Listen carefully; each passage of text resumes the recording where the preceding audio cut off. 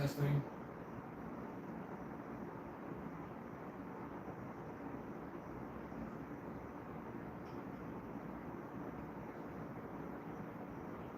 Testing.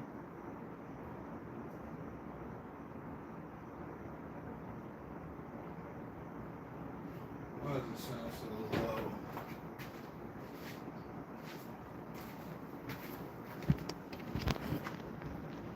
The mics are on.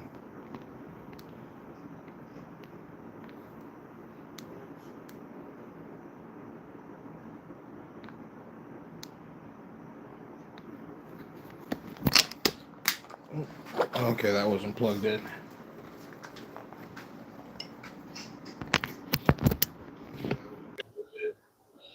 Let me test this again. Test this again. All right, that sounds good. Howdy.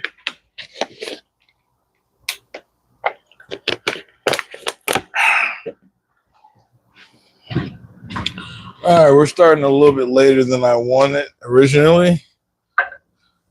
I have a bunch of projects I'm trying to get done. One of them is I need to break down this plywood. I'm doing a wainscoting install at a church tomorrow.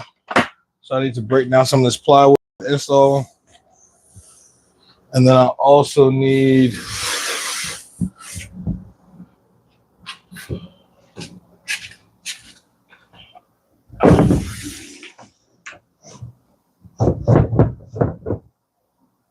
thank you. Yeah, we have a bunch of plywood to break down for the install. We have some drawer fronts. They're pretty much cut. I just need to rip them to their final dimensions, cut them to length, and get them installed. And I also want to make all the wainscoting panels for the church tonight. So when I go there tomorrow, the install is nice and easy. So I guess my main focus, more so than the drawer fronts, will be to break down this plywood and make up all the wainscoting panels to make my job tomorrow as easy as possible.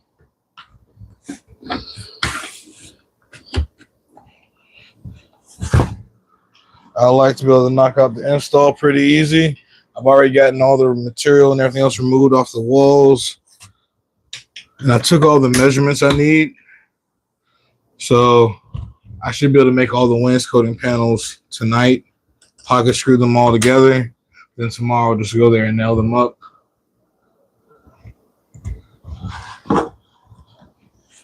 But again, I got a lot of material in the garage. I have a bunch of 16-foot 1x over here behind me. I have 4 sheets of plywood. I have a 54 by 54 inch epoxy river table underneath all that plywood that I also need to cut down. And then I have those dressers and nightstands up front. So quite a bit of material just kind of sprung around the shop.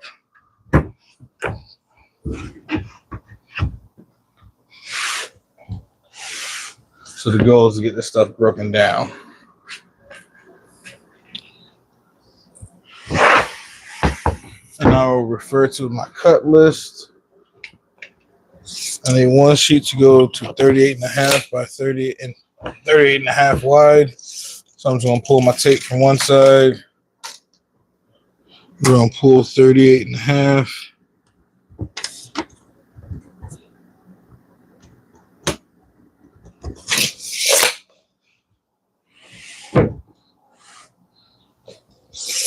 And then do the same down here.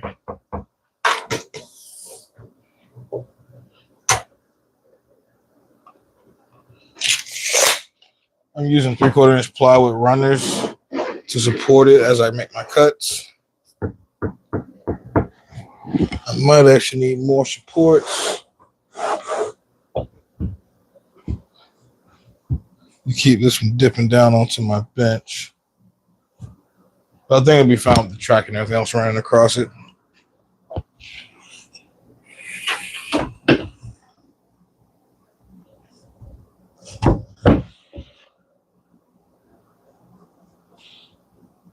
Normally, I'll run the dust collection and everything with the track saw as I go. But I'm thinking, because this is only 1/4 inch plywood, I probably can get away with it and just sling a little bit of dust. Just because I don't feel like having the hose over my shoulder.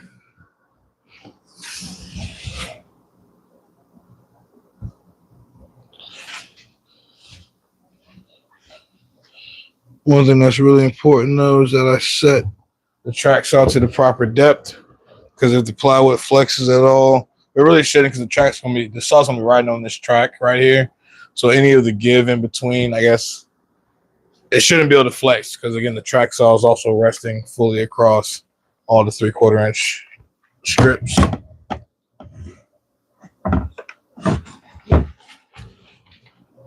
So yeah, this has to go this way, and we're gonna set the depth to 1/4 inch.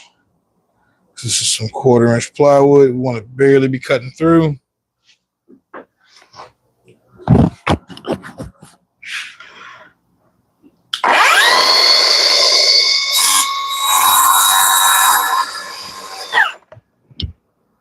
Yep, let's make it all the way.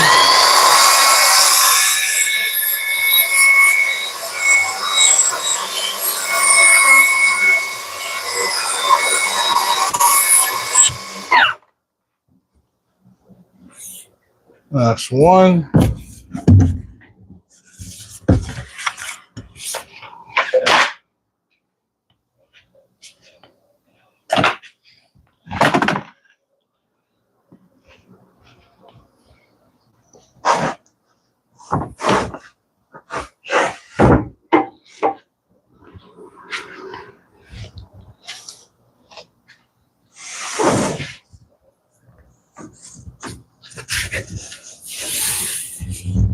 And for now, I can just sit it over here. Once I rip them all, I can break down my track saw and continue on cross-cutting them, getting them all to size. And once all the plywood's cut, then I'll switch over to start doing all the stiles and rails for the wainscoting. And actually, until I take the measurement, I'll just leave the track underneath. And I probably can switch the camera to more of this side. Let's see, I need a full 8-foot piece at 38.5. And then one more at 38.5.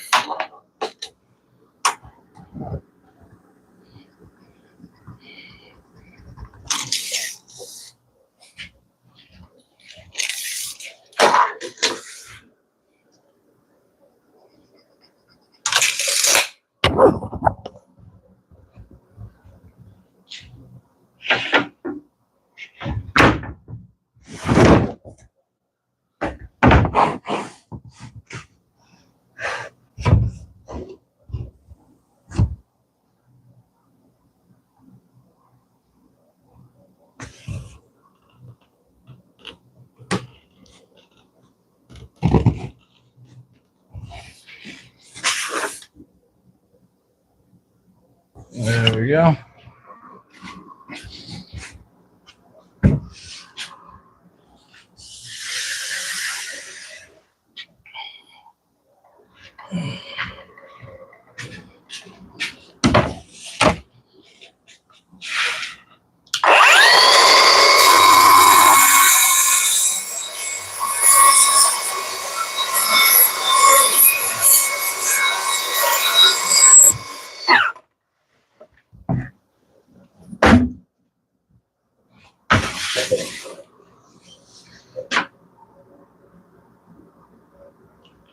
Let's see. Then I need 2 ripped at 40.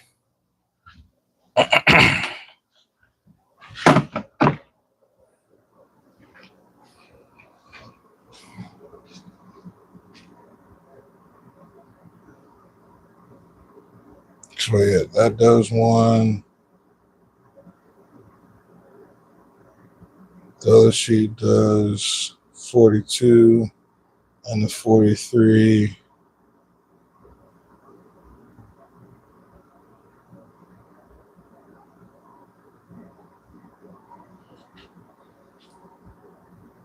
So 1, 2, 3, 4. I needed a 5th sheet. Damn it.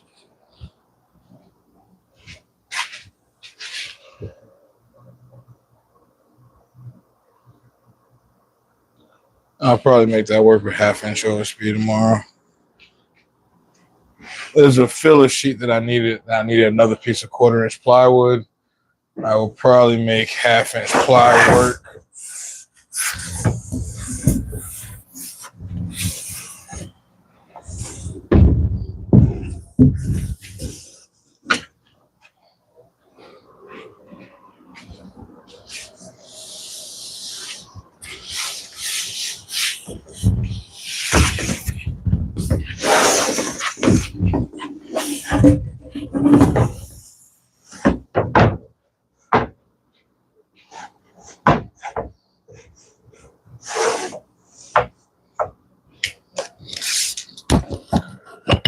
This one needs to be at 40.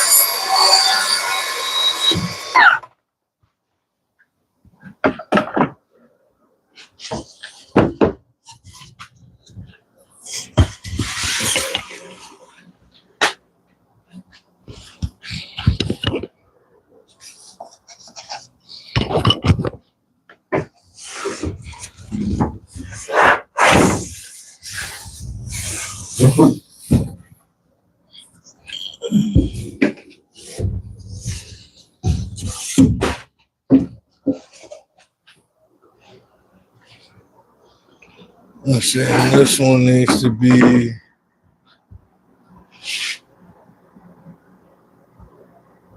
40 as well.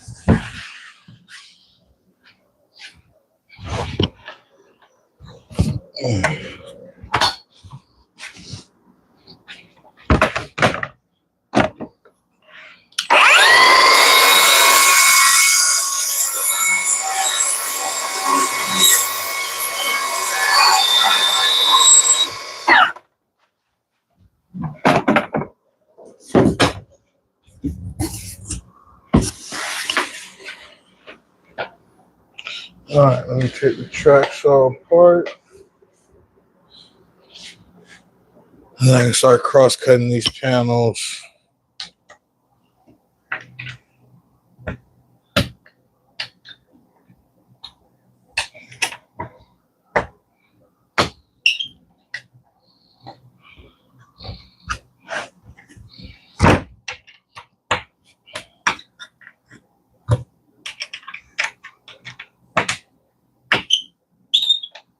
All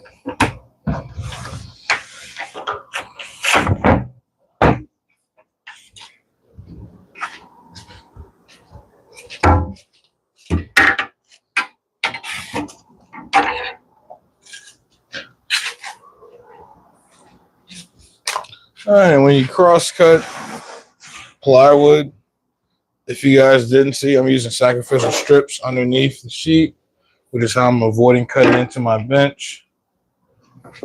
Just some pieces of 3/4 inch plywood.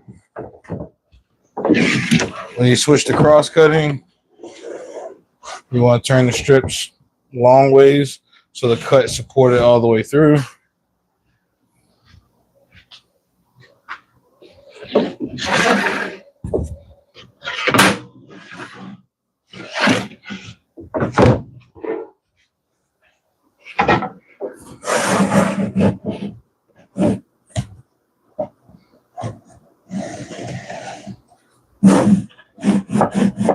Probably be more comfortable for me to come from that side.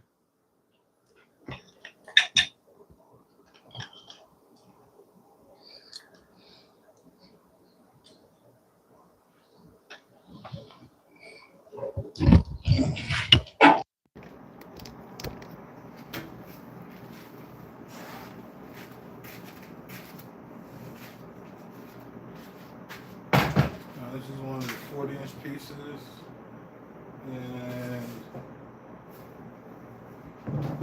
this is the back side.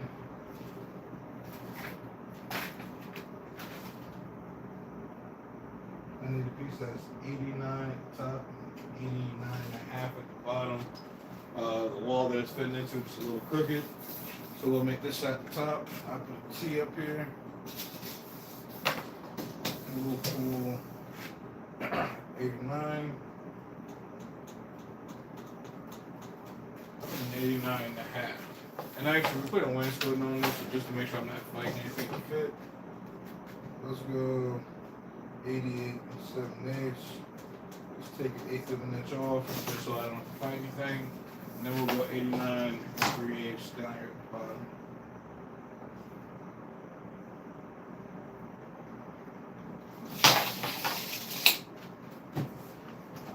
Make sure my supports are in a good place.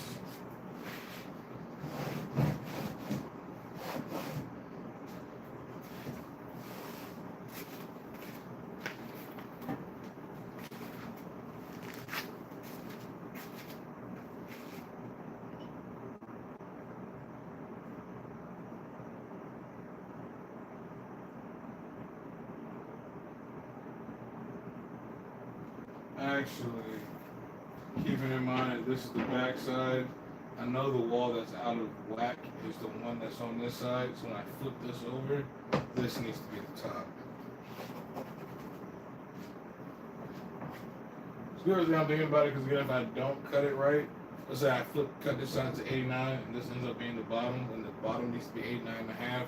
When I go to stand it up and try to have the prettier side facing outward, you'll end up having your wall not meet how you want it to. The left-hand wall is 90, the right-hand wall is out, which is why it's 89 at the top and 89 and a half at the bottom. So again, if I cut it with this orientation, when I go to flip it in place, it won't be right. So glad I cut that before I made this chop. So we'll make the top 88 and 7/8. On the bottom, 89 and 3/8.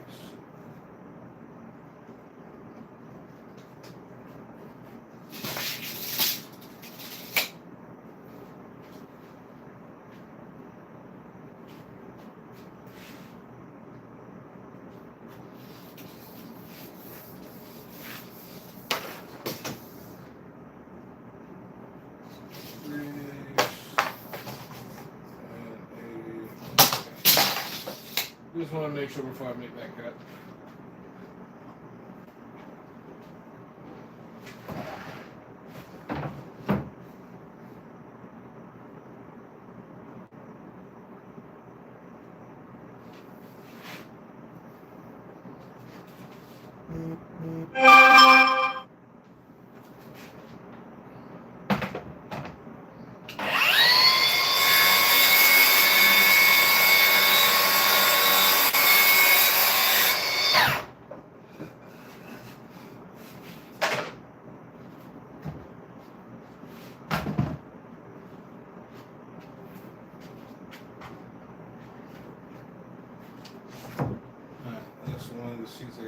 install. Oh, wait, let me get this right though. Because I need this piece at 43. 1, 2,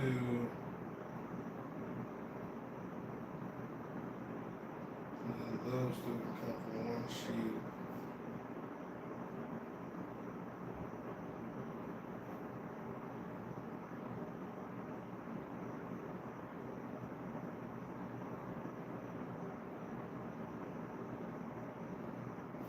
Cut double those out of one sheet. 43, 25, and 25. Then I step and get these two out of it. Okay, no, I do have enough flour. I'll just cut two at 42 and a quarter out of that 38 and a half sheet. And then my next 40-inch sheet, I'll cut this 43 and a quarter, 25, 25, which is 50, which is 93.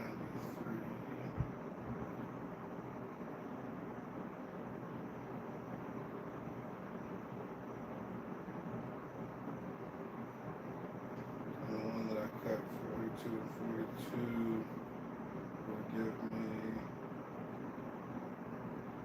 84, which will equal 12, which will be 1. And then this other piece,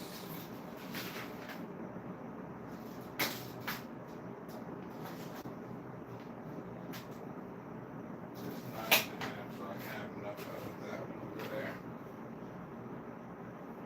Okay, yeah, I got enough. Gotta make sure. It's nothing worse than thinking you have enough material to find out that you don't.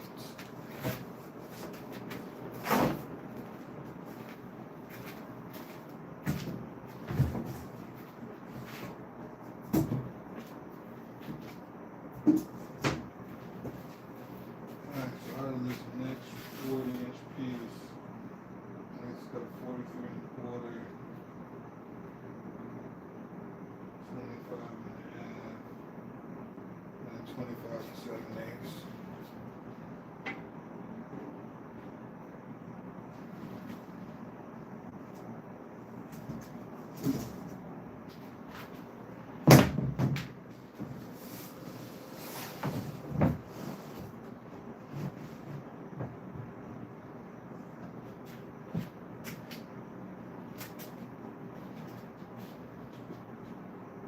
This is the front side, and this is the front.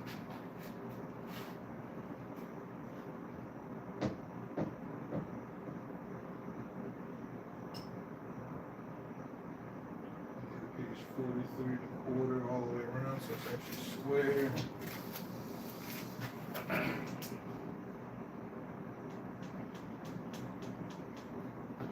43 and a quarter.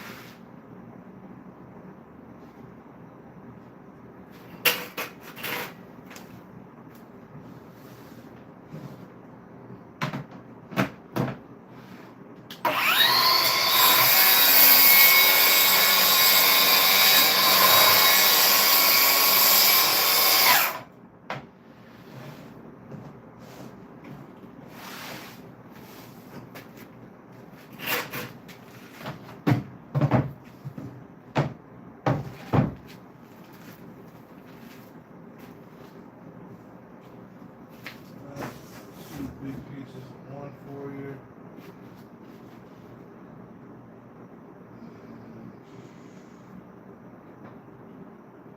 25 and 7/8 at the top, 25 and 3/8 at the bottom.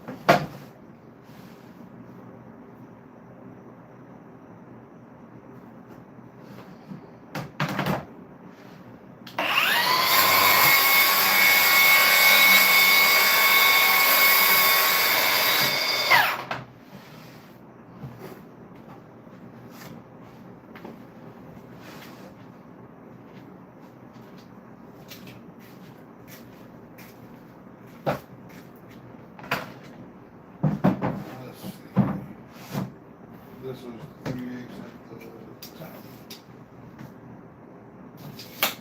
Not sure it should be at the top.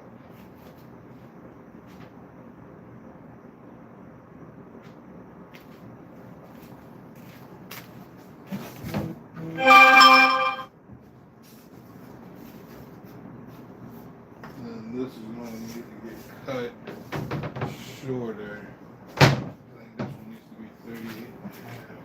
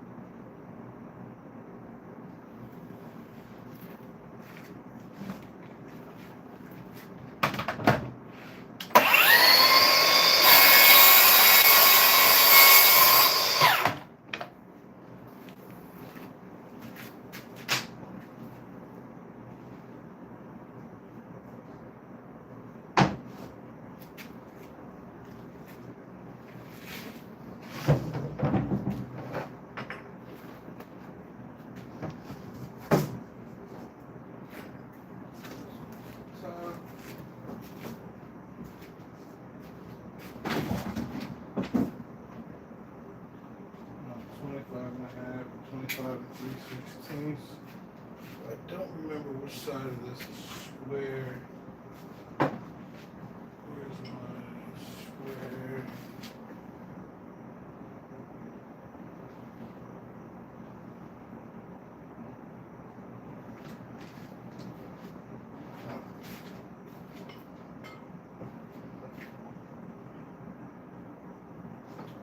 This side was the square side. That's still the front. So 25 and a half at the top, 25 and 3 at the bottom.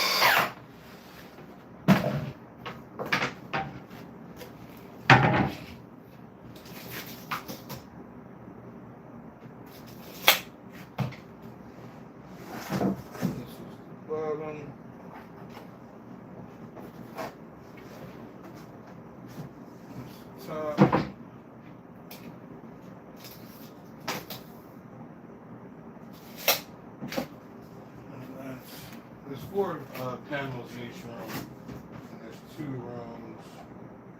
So that checks off. That one, that one, that one, and that one. Now I need to cut 8-foot piece. Well, 91 inches. And I'll probably pull from that side.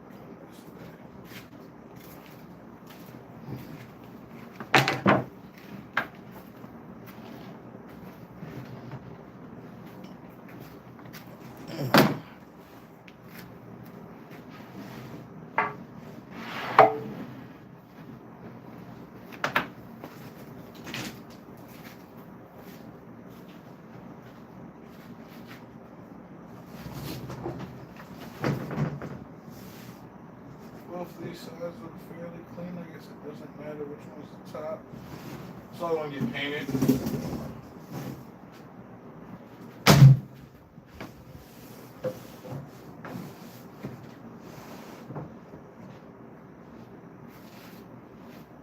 one is 91 and a half, 91 and a quarter.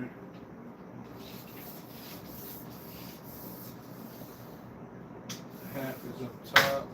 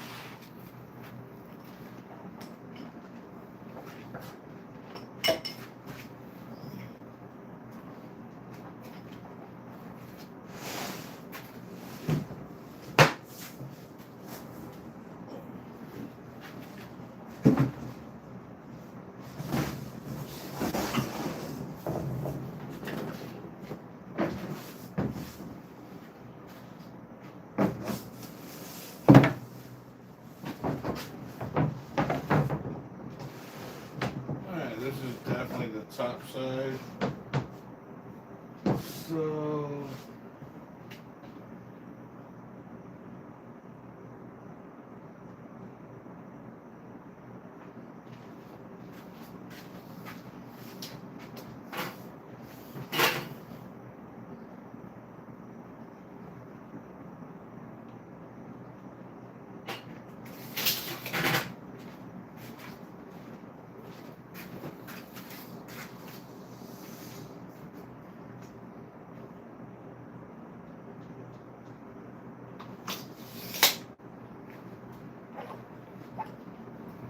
same thing on this side.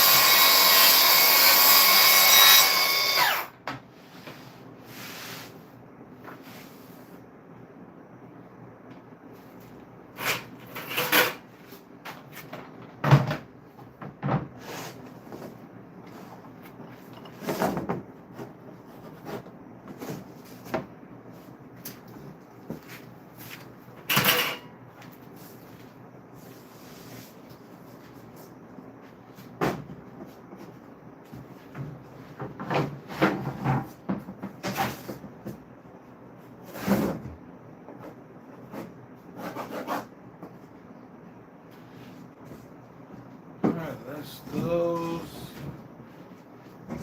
Got my 43 and my 25-inch panels. They're all cut to the right size. The only ones I still need are my really skinny ones. I need one at 9 1/4 and one at 8 5/8.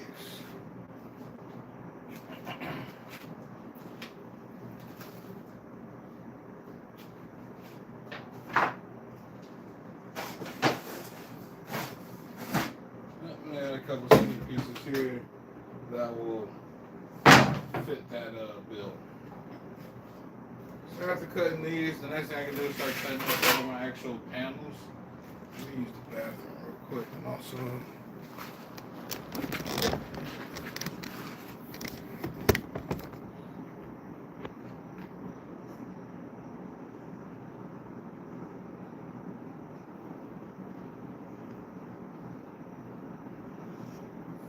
Alright, I'm going to use the bathroom. We'll cut these last two, and then we'll switch over and do the actual stiles and rails to make up the wainscoting. Probably won't actually get to the drawer fronts tonight, considering the time frame. Don't want to be here all night.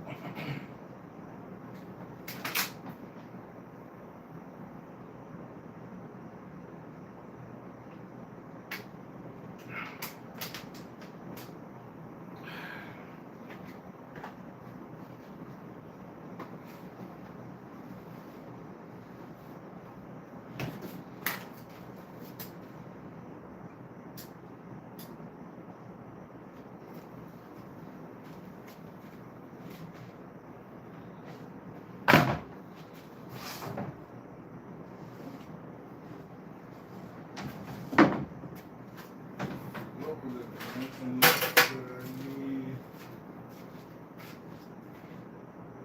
9 1/4 by 38, 85 by 38.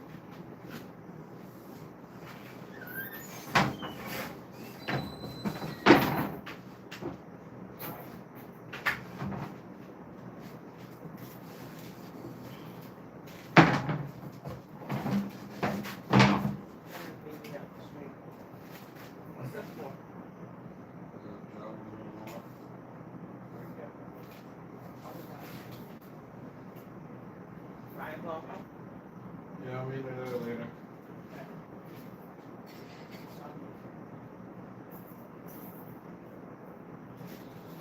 How long is this one?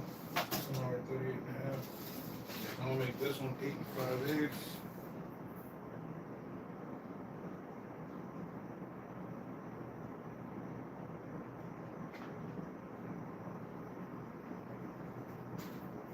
And then this one is done.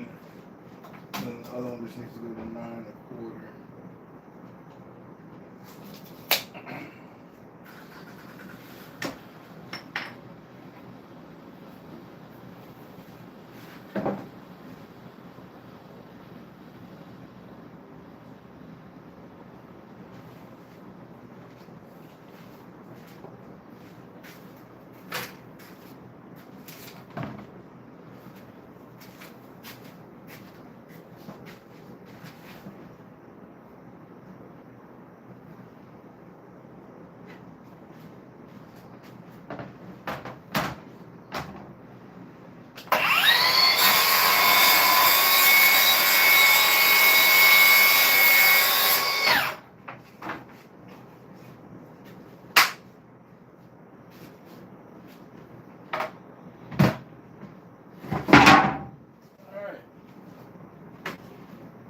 That is all of the panel. One more panel. And that one needs to be 38 long, so we'll cut it to 38 long first.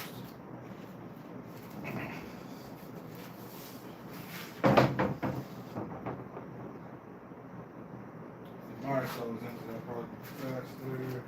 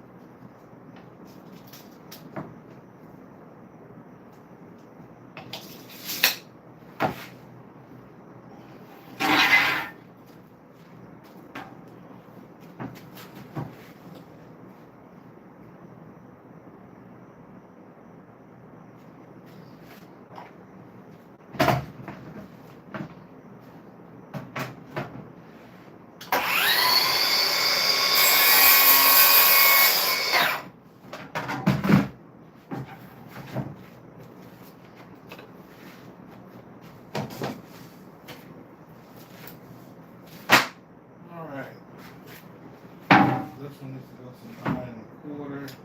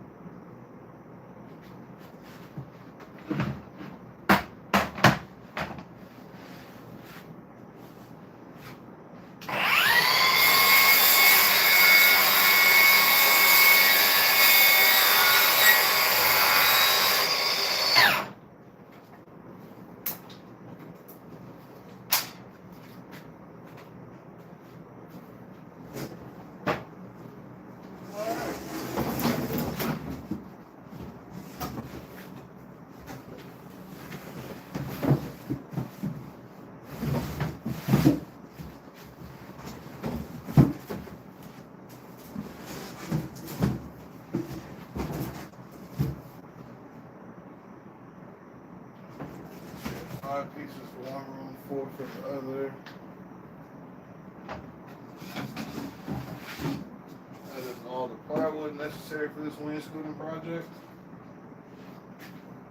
Don't need the tracks on anymore. Let me charge that battery for tomorrow because I'm going to need it. Just gonna have to trim anything once I get the site.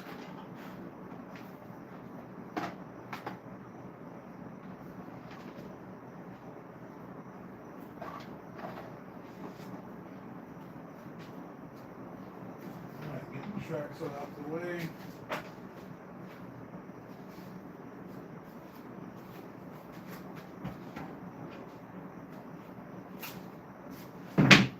Really, I should go ahead and rip my drawer fronts. But again, I think my priority really should be these wainscoting panels. Because those are the things that definitely need to be done for tomorrow. Drawer fronts, I have until September 30th to finish those dressers up front. But also, for those of you guys who are sticking around with me right now, there's an epoxy table up here at the front of the shop, 54 by 54 that we'll be cutting down, and the client wants me to make a base for it. So, upcoming project. After we finish those and the bed set. Bed set coming soon.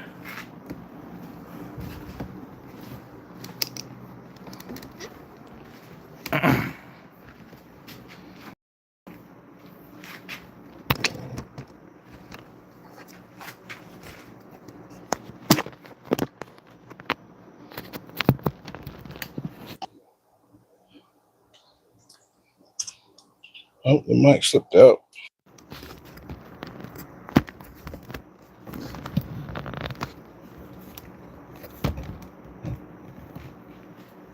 All right.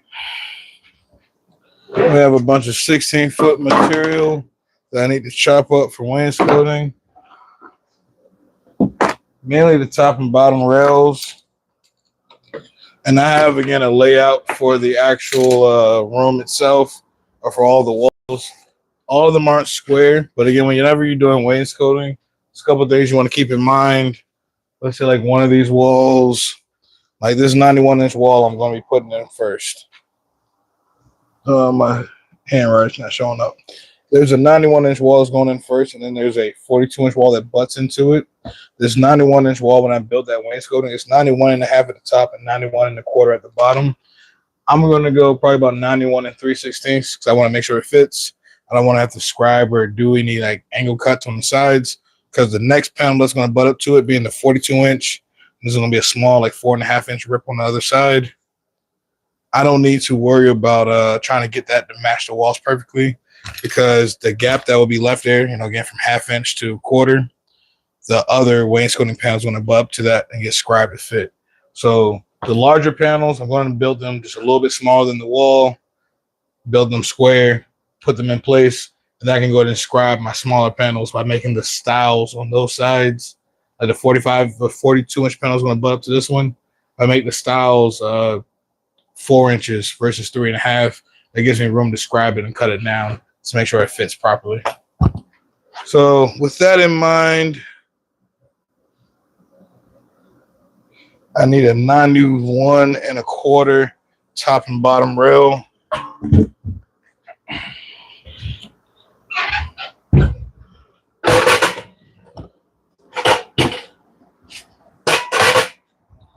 Remove all this plywood scraps.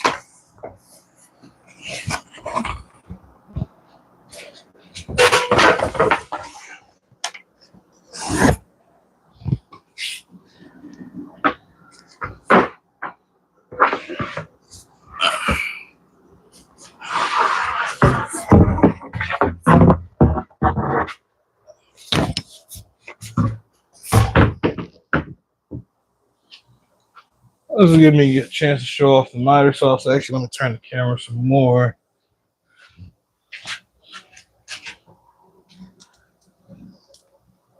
One of the benefits of having this miter saw cart is that the wings themselves, they slide out and expand like an additional 30-odd inches.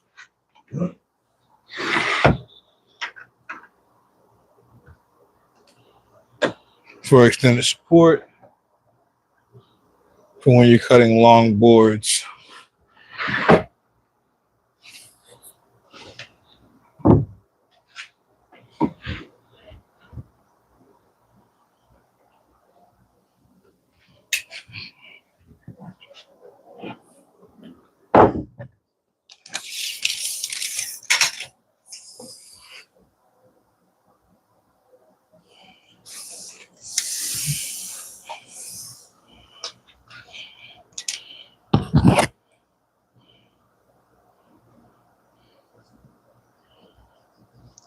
Unfortunately, my stop block doesn't go further than like 73 inches. So for these longer pieces, I'm not going to be able to do a repetitive stop for my top and bottom rail. That I'm going to have to rely on just measuring and cutting accurately.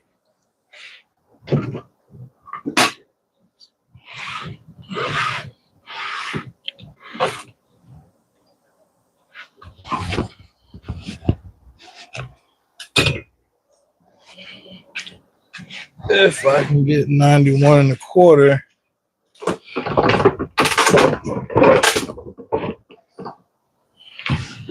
up against the wall, just barely.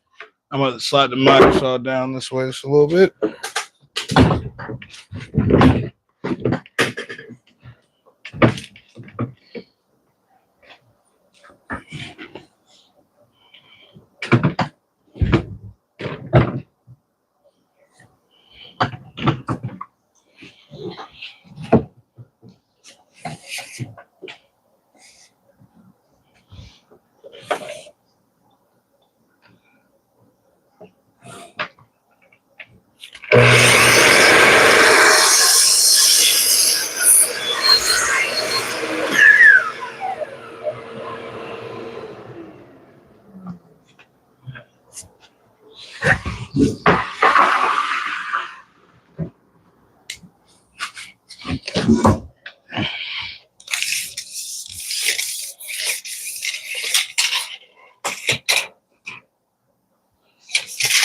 And 91 1/4. Now I just got to cut the top rail to 91 1/4 as well.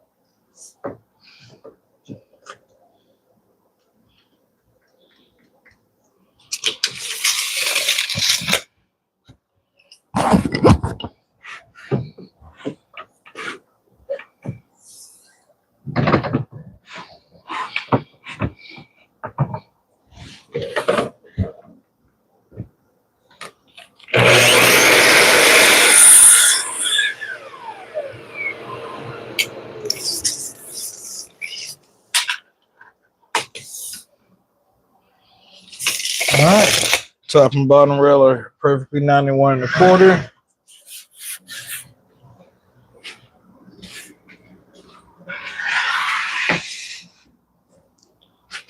Let's cut the other long rail, which is 89.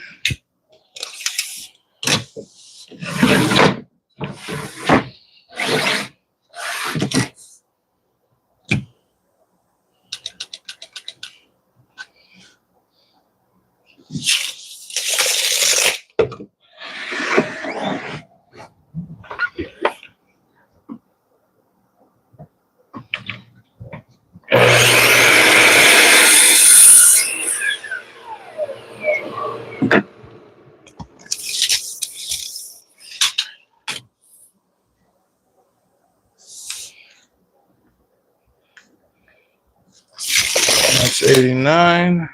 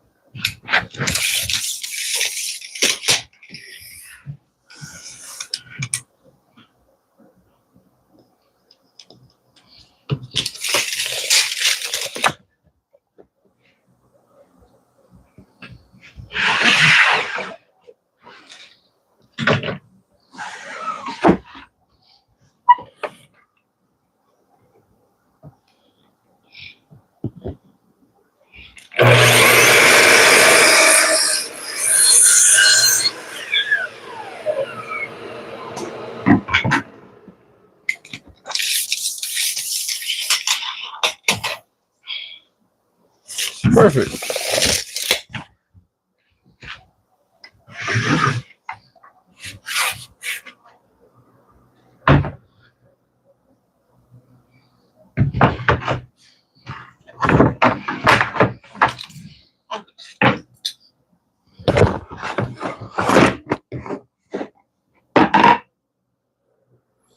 Now what I want to do is start setting up a stop block.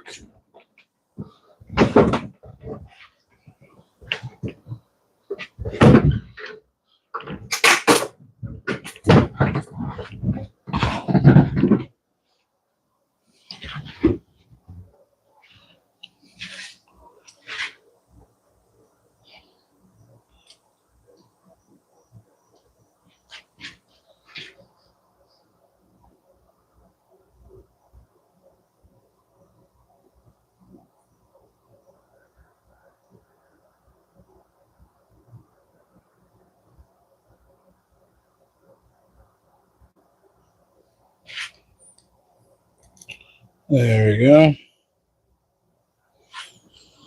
Let's see.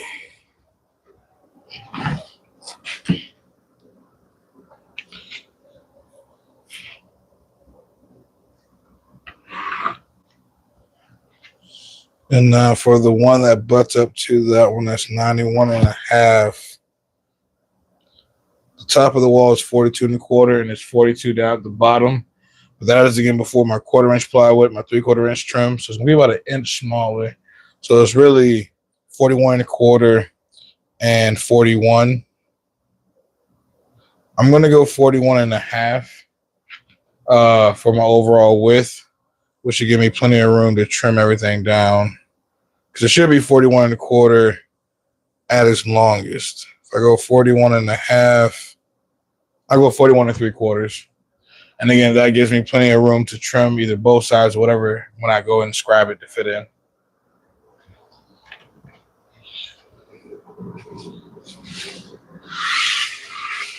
So 42.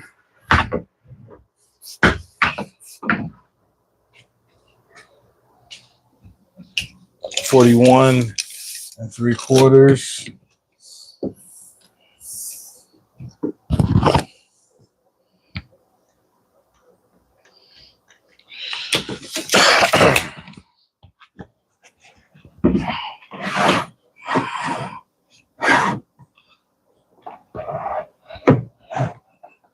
Bring it up here to my fence.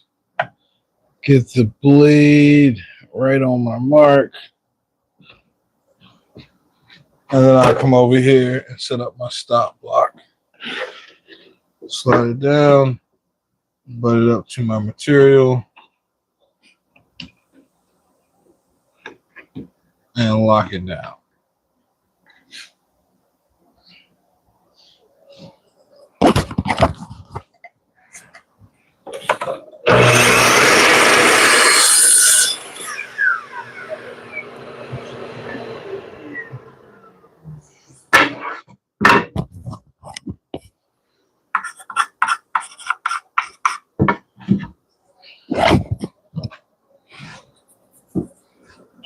And then I need to cut a 1x6 for the bottom rail.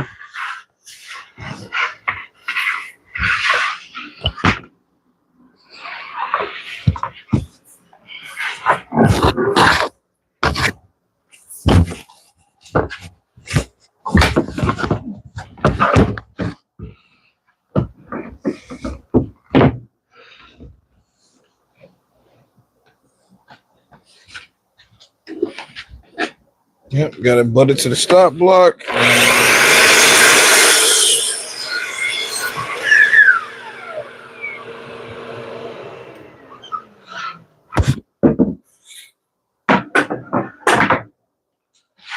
And the other one is 43 1/4 minus an inch, which is 42 1/4.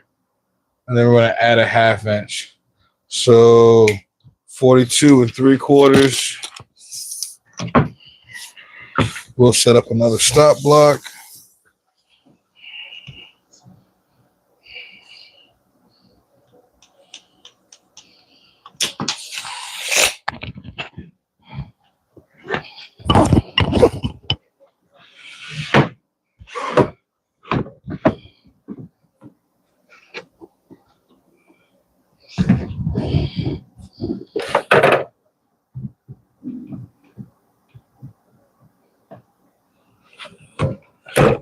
Then we'll switch the stop block over, square it up again, lock it down.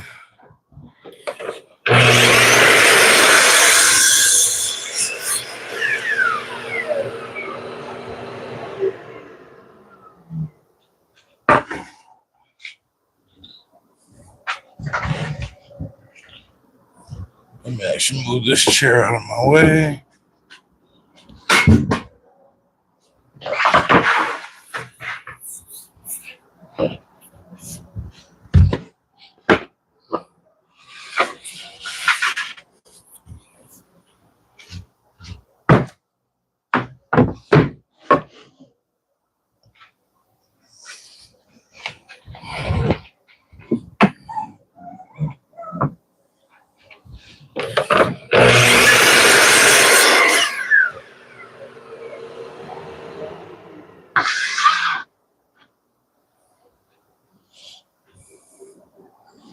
Let's see. Then the next one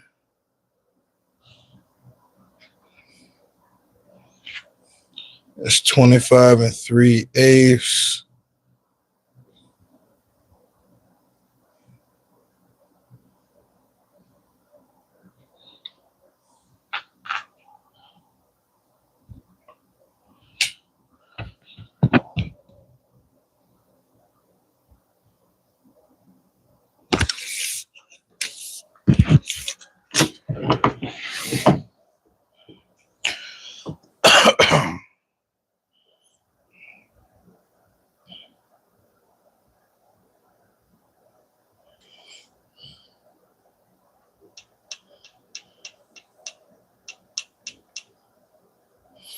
We'll actually go a 1/2 inch. I want to go a little heavy on that one.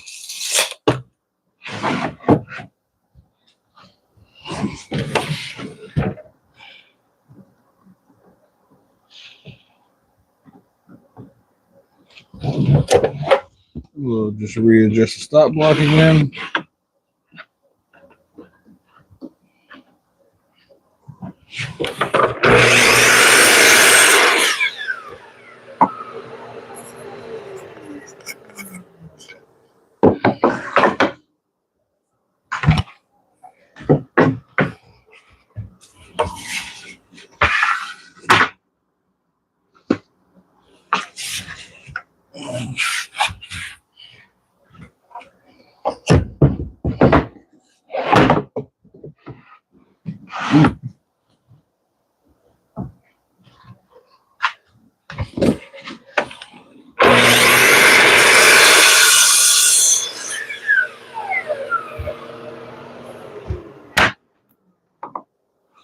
Let's see.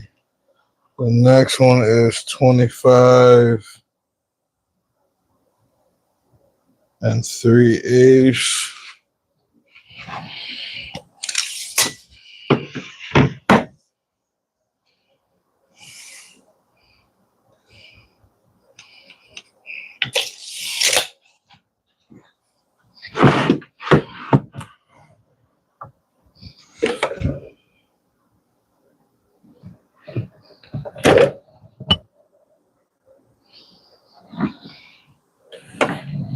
Because the smallest one was 25 and 3/16, and the base one's 25 and a half.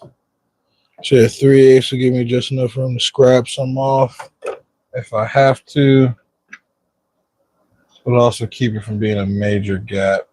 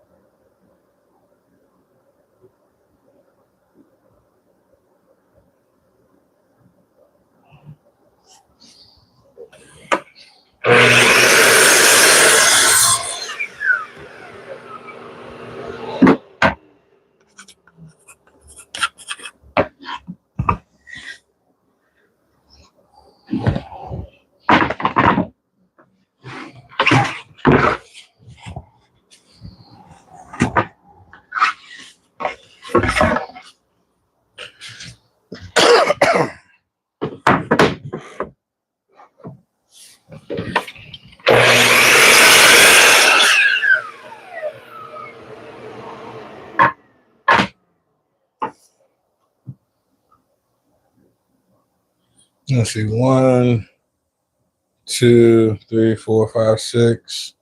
There's 8 walls. The last 2 are really small. 8 and 5/8 and 9 and a quarter.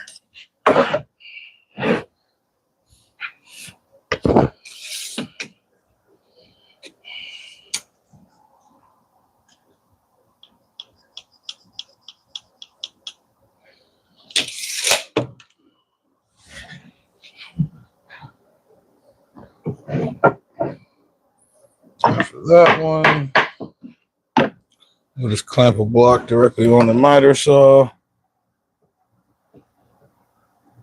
So my stop block doesn't come in that close, but that piece can come right there. And I'll just use my regular miter saw clamp to hold this in place. And that will be my repeatable stop.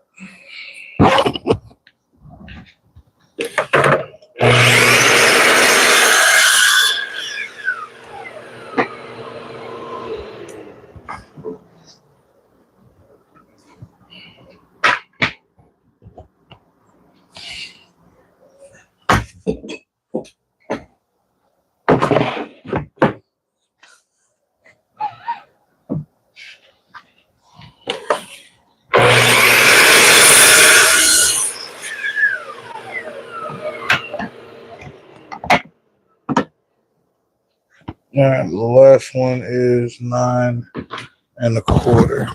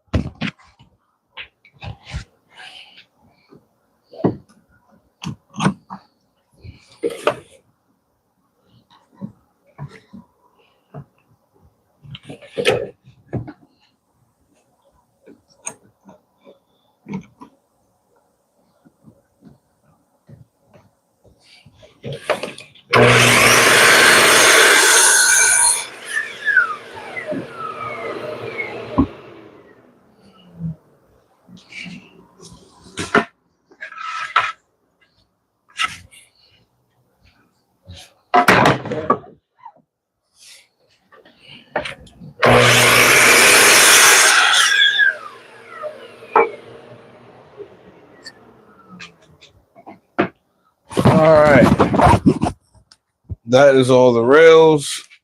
The last thing we need to do for this wainscoting is cut all of the stiles,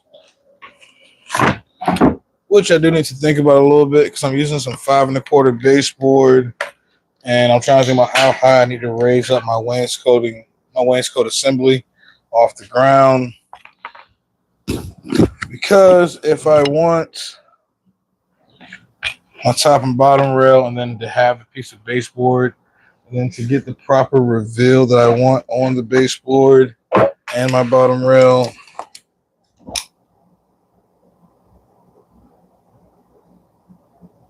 oh wow, I didn't even notice. So I wanted 1x6s. I guess the guy actually gave me 1x8s. So I shouldn't need to rip anything. If I do 5 1/4, 7 1/4, at least 2 inches. So this just needs to be 1.5 inches off the ground.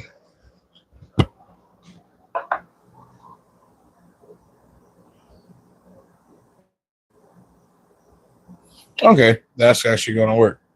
So let me actually take a quick smoke break, and then I'm going to confirm what I need to cut and how many. And then we can set up a stop block, and we'll just batch out all of my styles, pocket hold them, and we start putting them together.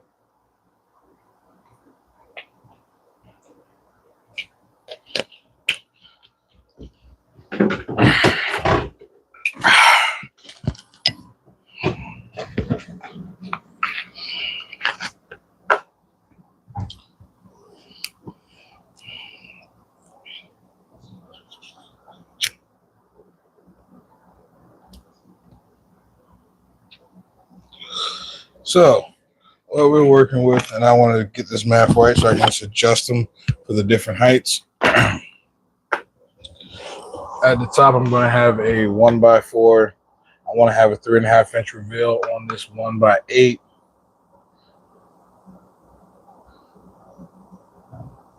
And let's say for the case of the ones that need to be 38.5, we have 3.5 plus 7 1/4. That's 10 3/4.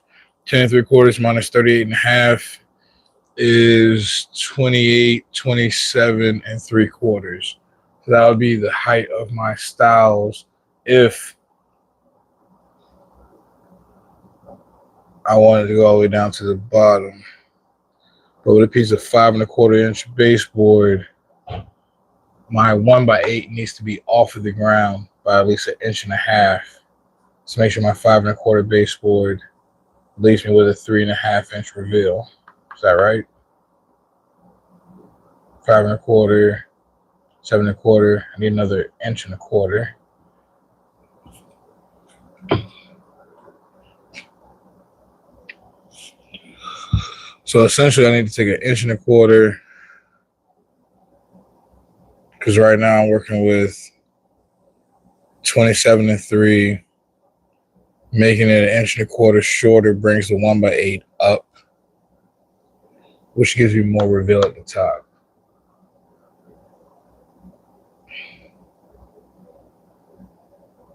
So you need to make it 1.25 inches shorter. So 27.5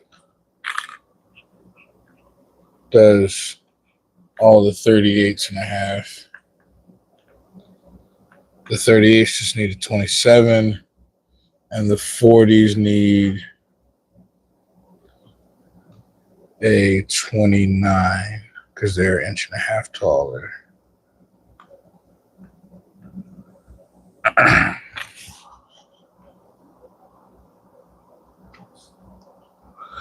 And then 27.5 plus 10 3/4 is 37.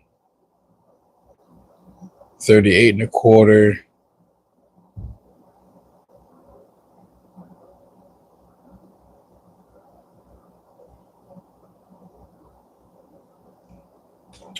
That only ranges it up 1/4 inch. So that math is wrong. Brain fart. These two put together is 10 3/4. 10 3/4 minus 38.5 is 28.5 minus 3/4 is 27 3/4. I'm not supposed to minus an inch and a quarter. So this is 26 1/4. Those are 26. And those are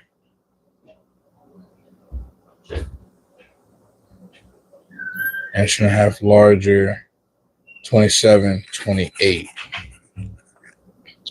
All right. Now I have my numbers figured out. For these, I need 1, 2, 3, 4, 5, 6, 7, 8, 9, 10, 11, 12.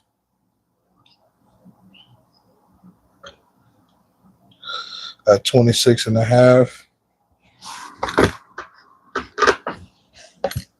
And then at 26, I need 1, 2, 3, 4.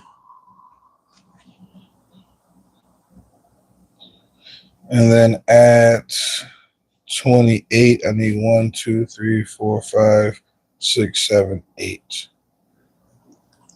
So 8, 12, and 4. I'll set up my stop block and I'll just batch out all the styles. And then we can go into putting these together and getting these put off to the side over there. And then I'd be good to pretty much grab these, throw them in my truck, and get ready for my install tomorrow. Cool.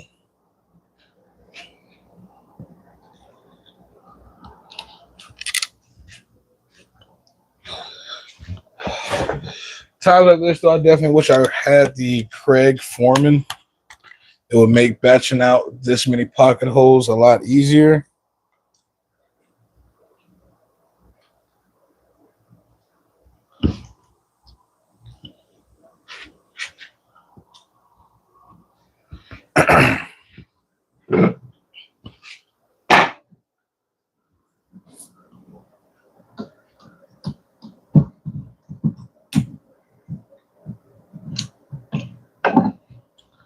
But if I can get all these assembled tonight, my install tomorrow will be that much easier. I do double check and make sure I have some liquid nail and or PL premium inside of my truck. I'm pretty sure I do.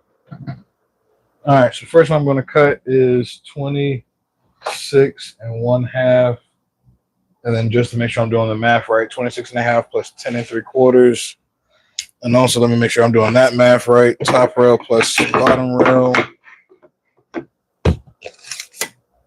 10 3/4. Okay, so yeah. 10 3/4 plus 26.5 is 36, 37 1/4. I wanted an inch and a quarter less than my overall height, which is 38.5, which is, 37 1/4. So we have all the math figured out. Now we just need to batch out all the pieces. And the first cut is 26.5.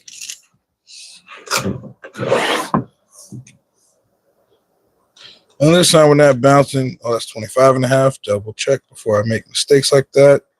26.5.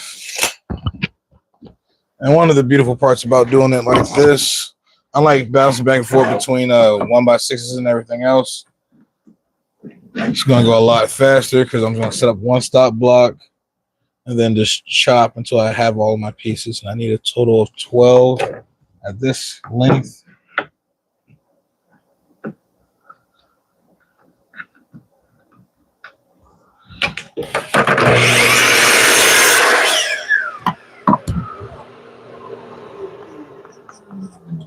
That's one.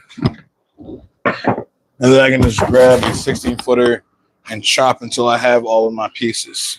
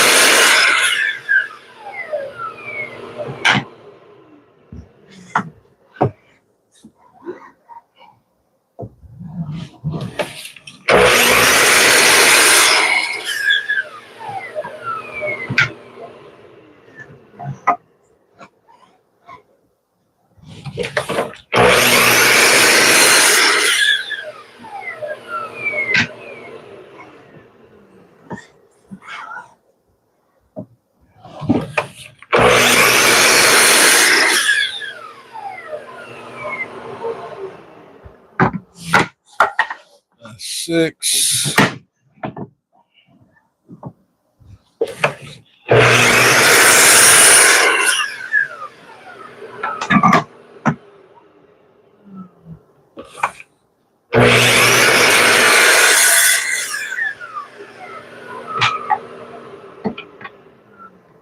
That's 8. I need 4 more, and then we're going to switch over to 26.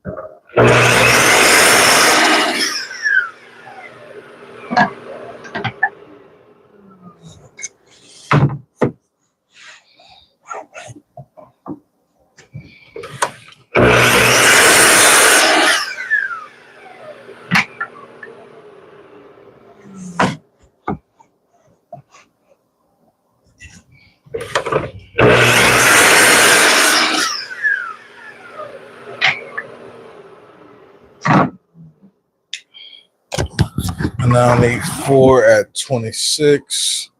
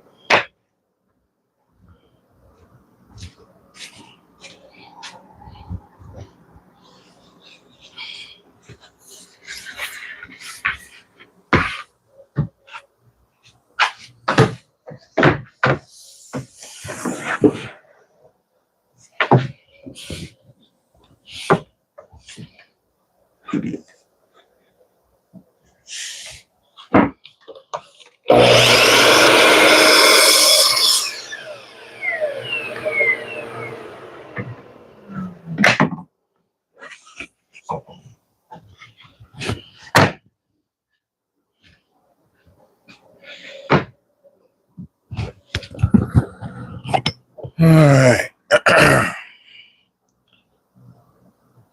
And then I need 8 at 28.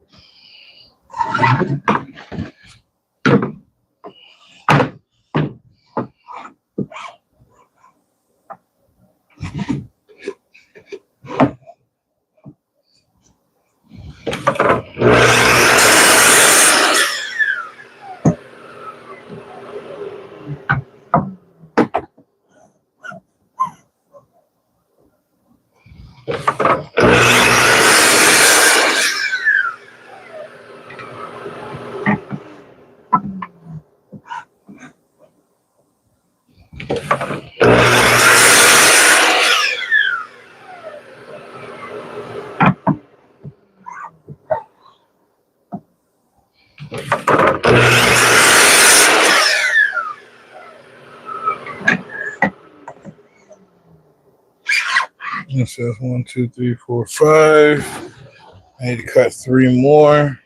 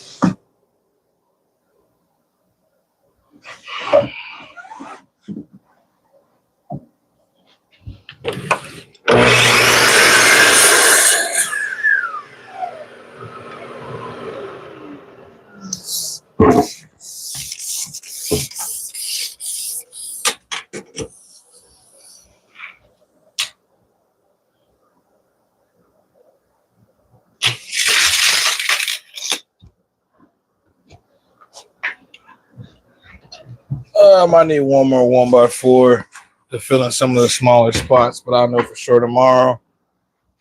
But with that, all of my styles, all of my rails are cut. The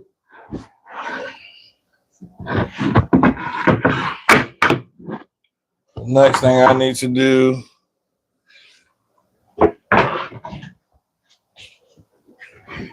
is start pocket screwing everything.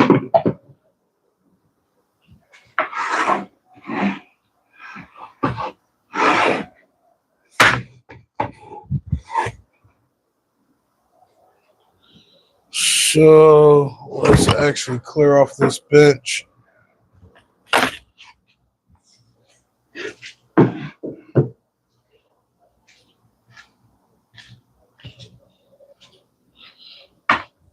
Boom, boom, boom.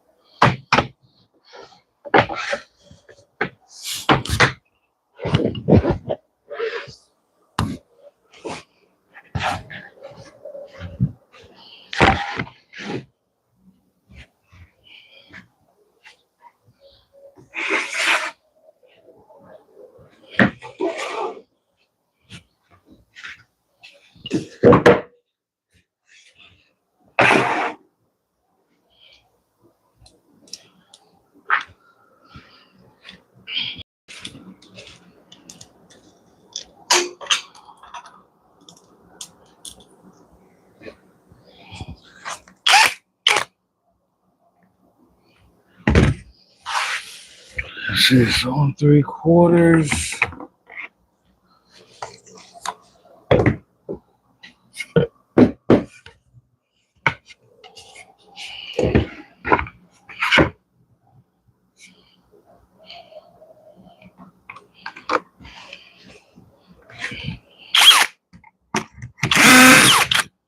That's one hammer drill.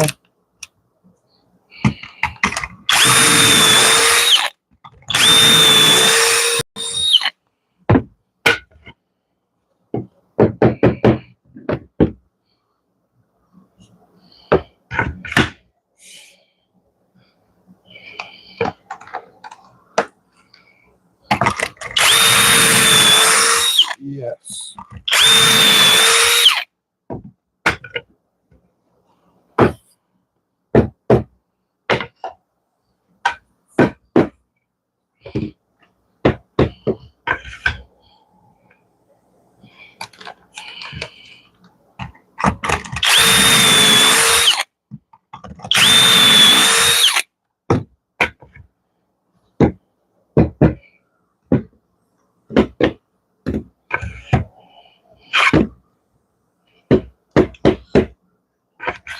That's the one thing I really wish I had the foreman for.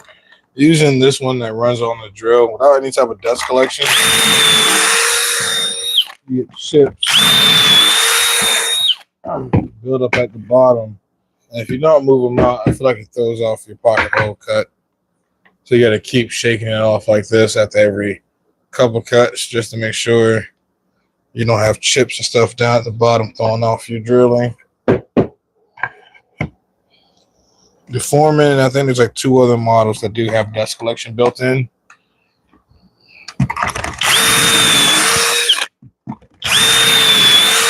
The Foreman, you don't use a drill, you just use a handle, crank, and get your perfect pocket hole. Considering that I do use pocket holes quite a bit for cabinetry, I think a Foreman would be a great investment.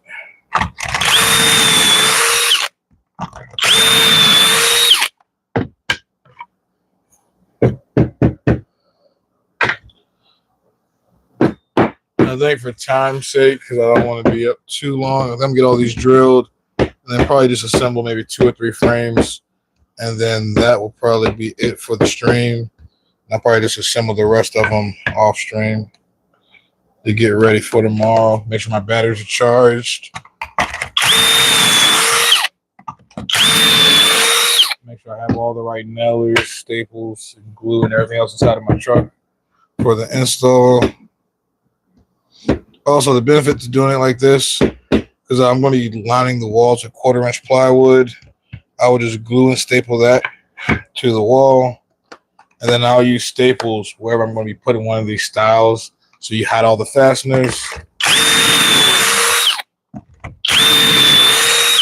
And then I guess, on the style, they'll just fill that with painter's putty or wood filler. But plug and screwing everything together versus, installing it directly on the wall piece by piece gives you a nice flush finish.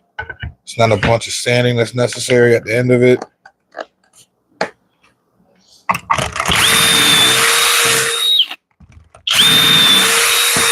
And doing a little bit of math and pre-assembling everything just makes your job easier once you get on site.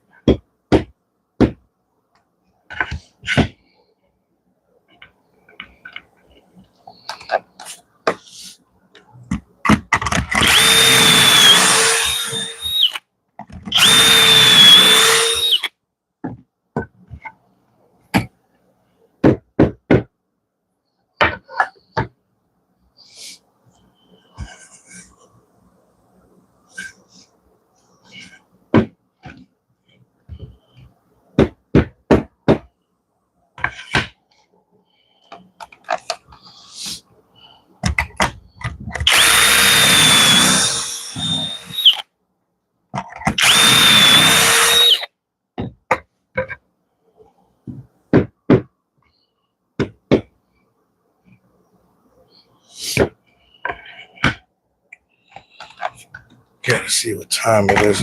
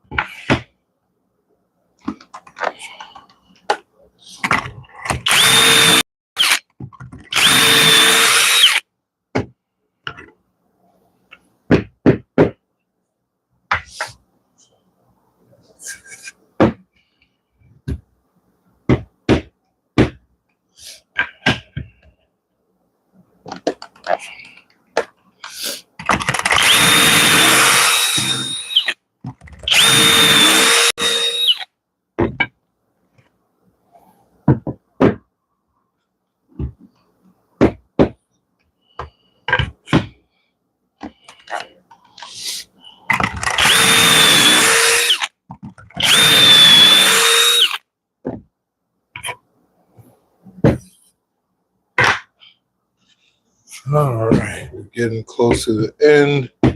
Just have another 12 to do.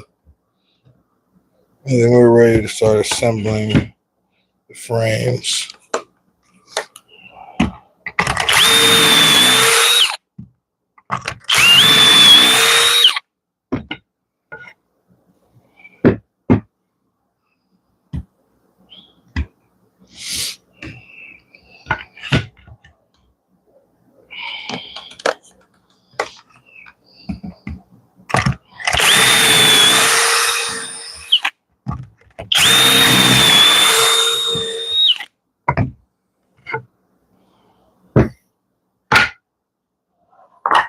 Those are the 12, 26 and a half.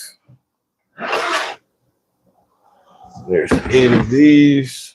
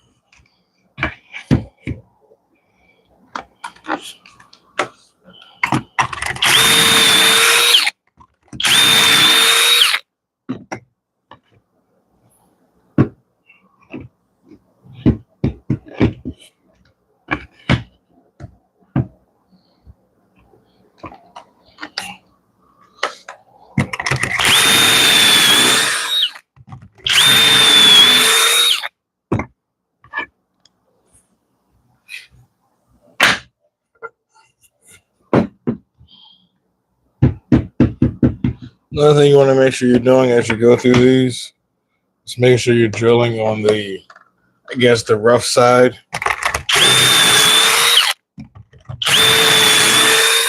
Most prime material, you got a sticker or a slightly less prime side. It might have scratches or whatever else from how it was shipped and packaged. You can kind of tell the front from the back.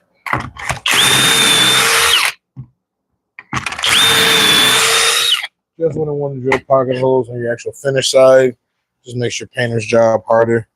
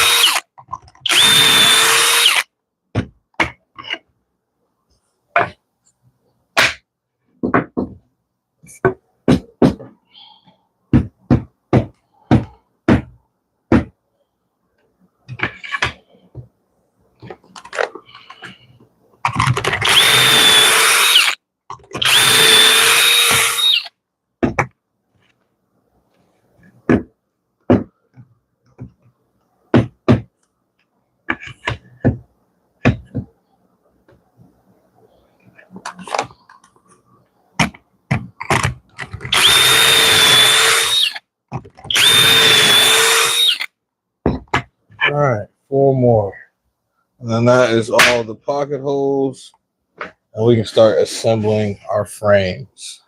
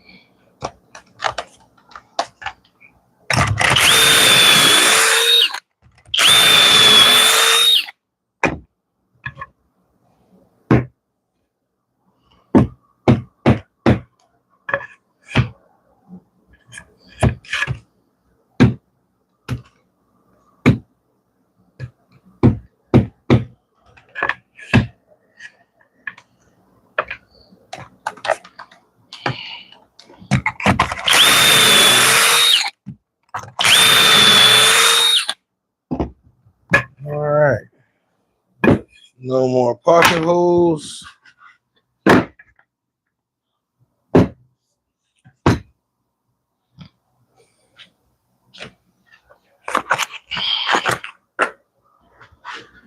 Let me get my impact.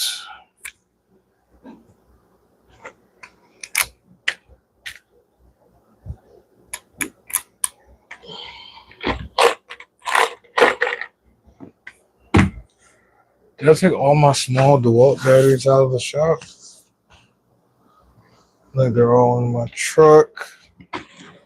Guess that means, unfortunately, I'm going to be using this giant battery. A little ridiculous, but it'll be okay.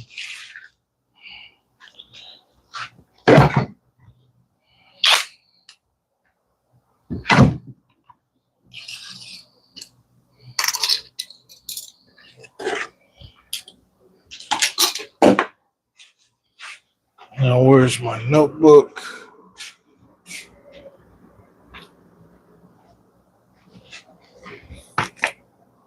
So all the ones up top, there's one that's 25 3/8.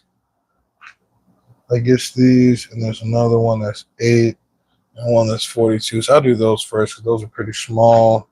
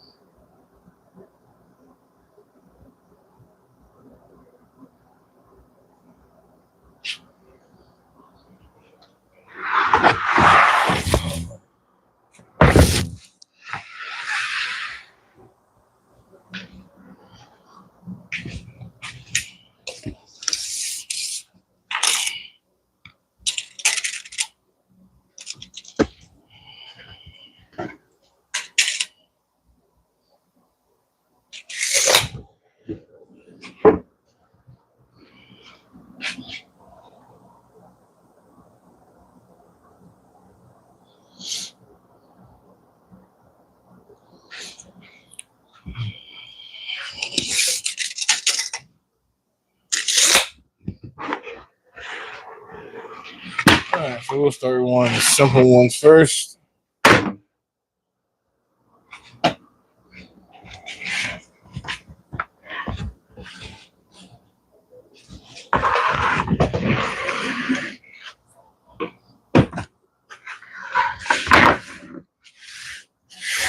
Oh, I got a bunch of glue on my bench. I probably need to remove if I want this to be flat.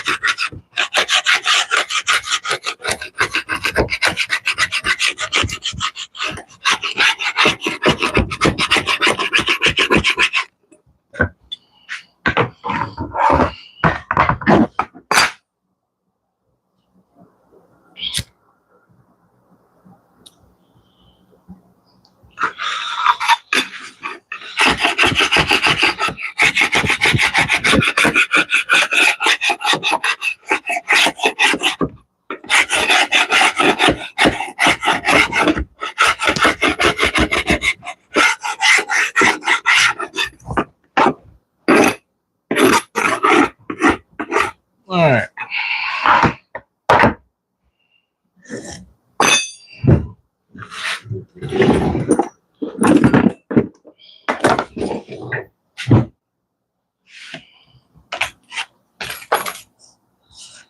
Let's see, 1.25 fine thread and coarse thread.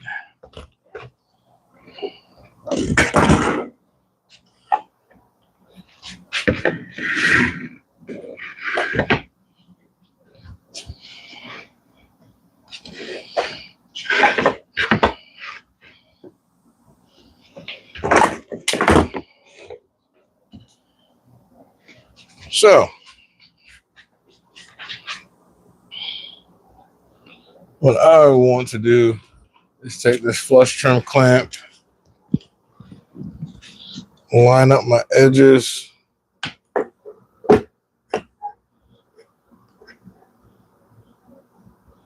Oh, this one can't get around the lip of the bench.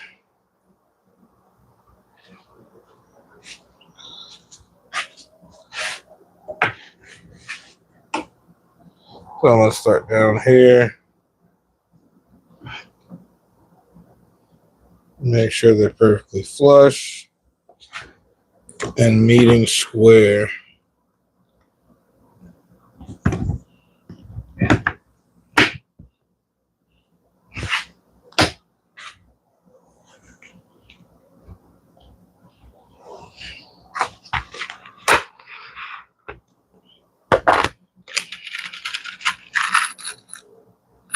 And with it clamped into place,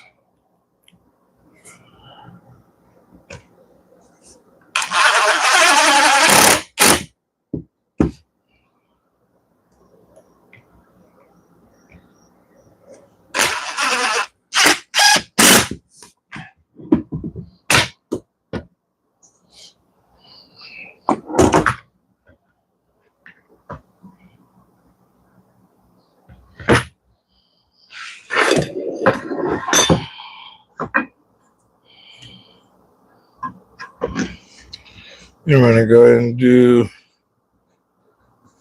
both of these down here at the bottom, then flip it around.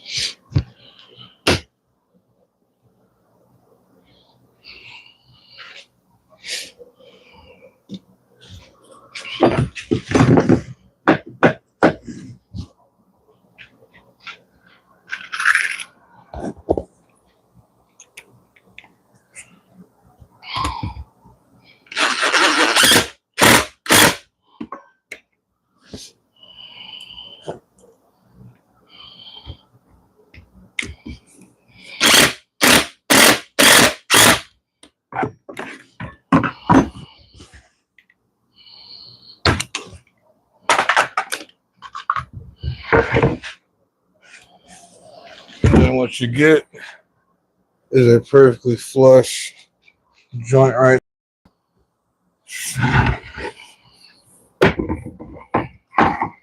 for your wainscoting.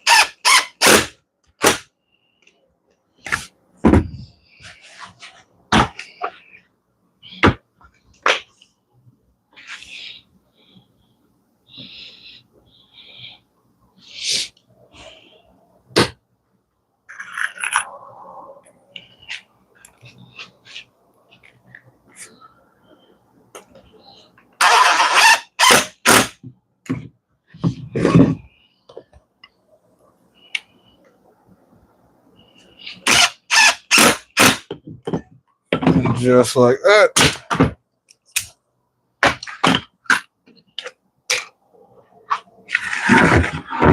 we have one of our wainscoting panels.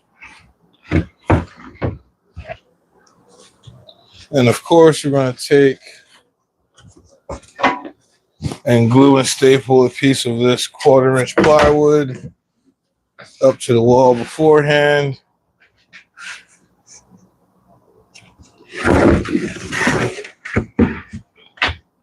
To create, not a major glare. If that glare will go away. Stop glaring. There we go. These will be our wainscoting panels. This is one of the smaller ones, but we're about to assemble all the panels that we can here inside the shop. So again, make the install tomorrow go as easy as possible.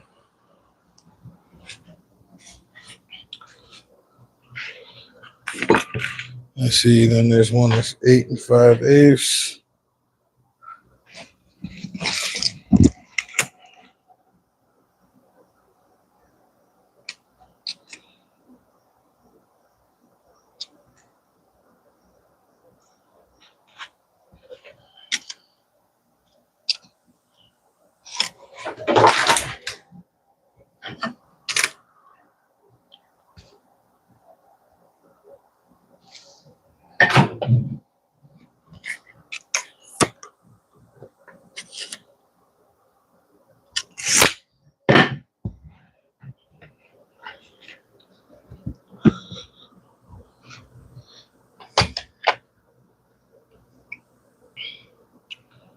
We'll do the one that's 41 1/4 or 42 1/4.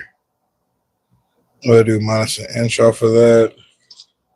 So that one should be 41 3/4.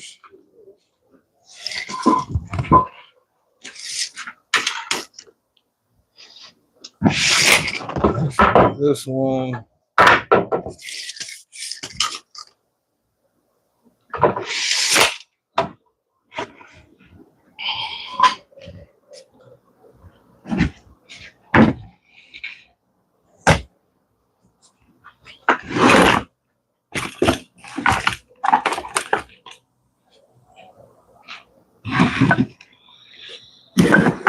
Hopefully everybody's getting the gist of it. I think I'm gonna end the stream in just a little bit. I just need to now assemble all of my wainscoting panels. A nice, slow, and tedious process, but pretty simple. I have, again, all the pieces cut. Everything's laid out.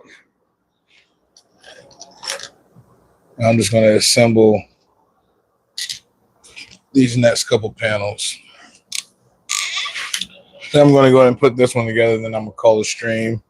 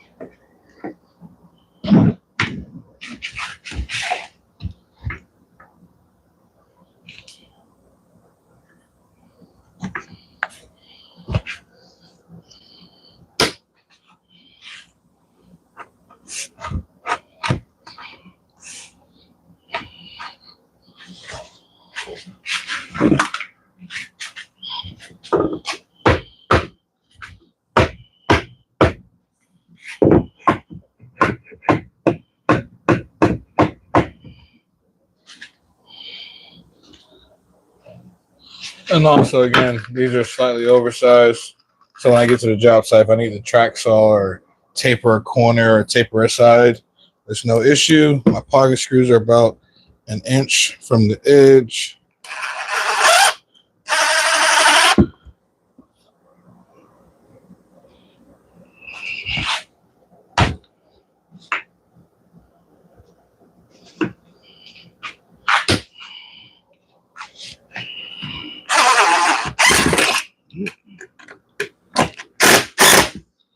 Yeah, they're about an inch from the edge. So if I need to track saw the edge of this style or track saw both sides, I should have plenty of material to cut away from.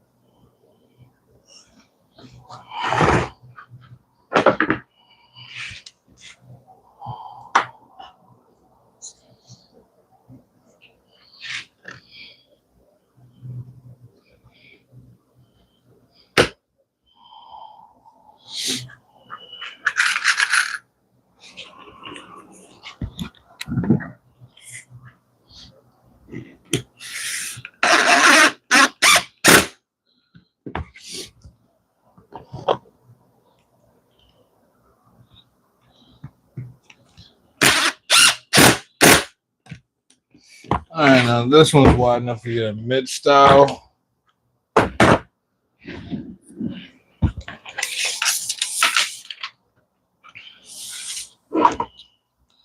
This is 34 3/4 minus 3.5. That's 31.25. That's 15.5. 15 and 5/8. Should be able to pull that from both sides. And hypothetically, this rail should be dead centered. Let's say 15 and 5/8.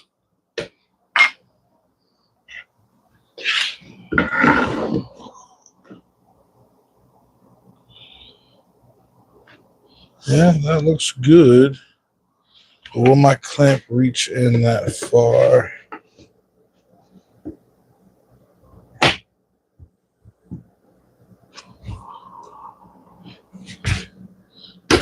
Barely.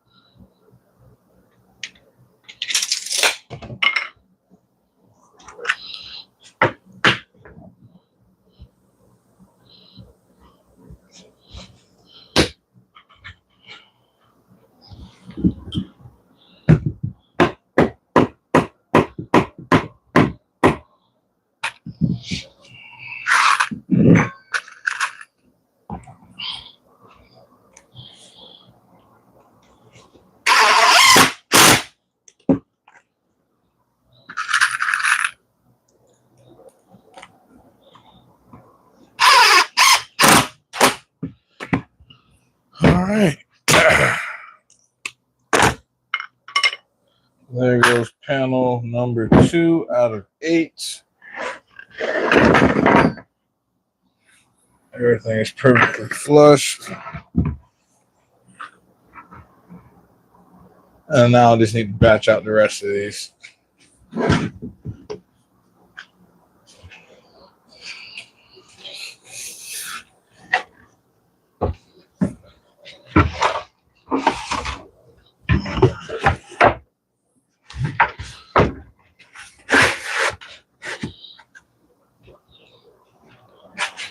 But if you guys have enjoyed, please let me know down below. Smash that like button, leave me a comment, and subscribe. And I'll see you guys in the next one. Peace.